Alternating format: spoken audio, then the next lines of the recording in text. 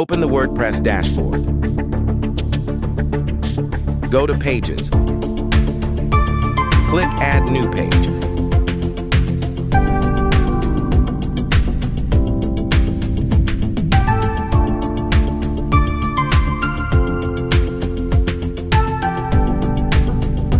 Click Edit with Elementor.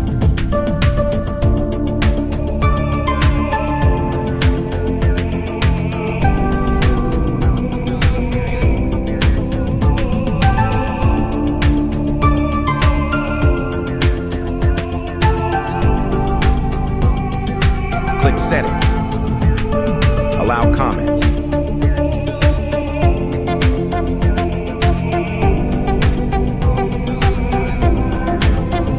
Click Publish. Click Have a Look.